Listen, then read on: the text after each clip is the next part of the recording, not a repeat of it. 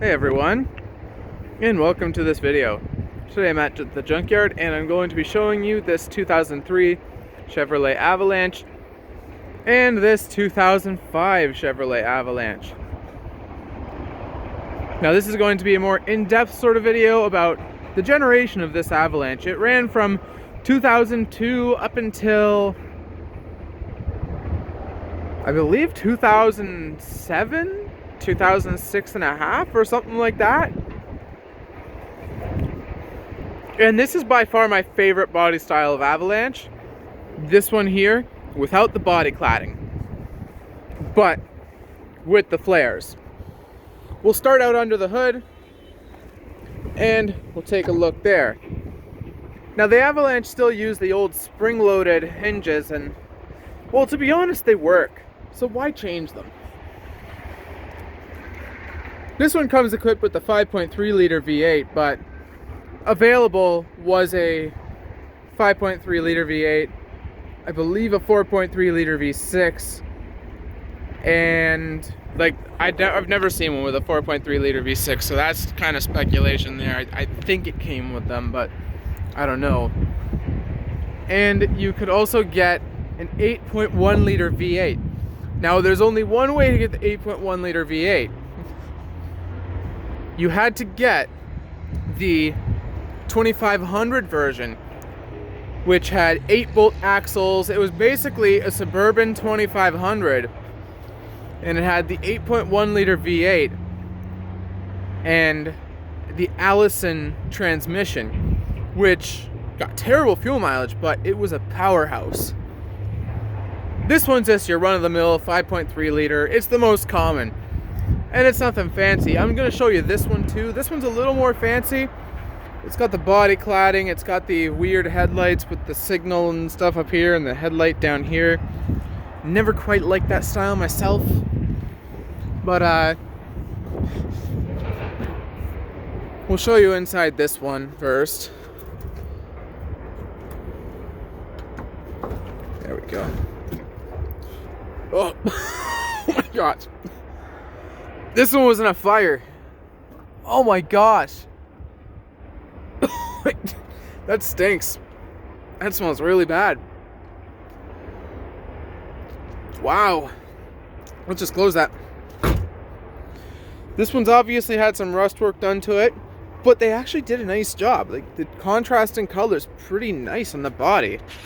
And this one is silver birch metallic. The plastics on it are actually in really good shape. Like, better than I expected to see. Now the handle there, that's really common to break. Someone took the taillights and, well, you can see it's been oil sprayed. So it's been saved. And it has new rear brakes, but this one unfortunately just, well, it caught fire, literally. Now more about these. This was based off the Suburban. Except the difference is, this is a Suburban door, that's a 1500 door, but then from here back, it's all different. The Suburban just comes up, and then across, and you have a big window back here, and a third row seat. This obviously doesn't have the third row seat.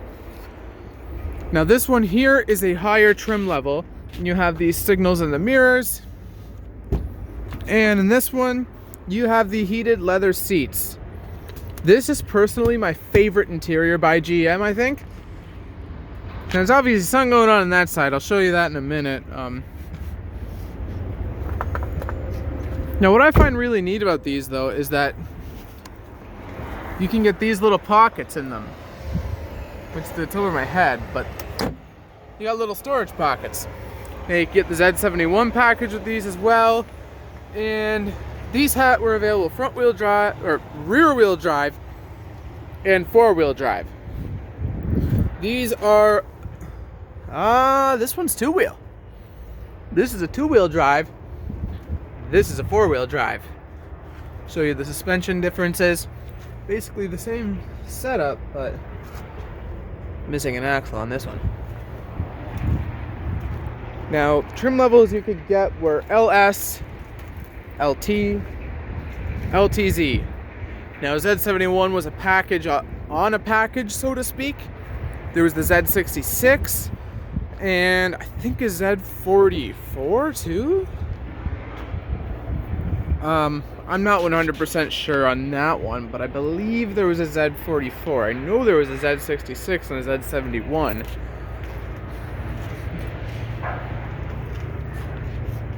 But look at the damage this plastic cladding causes. All that rust. Don't mind the big caving in here. That's mint. That'll just buff right out. Now these were actually pretty robust, and they weren't awful. Like, they weren't great, but they weren't awful. This one here obviously had a lot of rust, and the frame is just destroyed. Available was also towing package, which gave you a hitch. And another really neat thing about these is this is actually a mid-gate through here. I would show you, but this one's full of stuff, and that one caught on fire inside. You fold that down though, you pull out the window. There is behind here a little pocket to hold the window.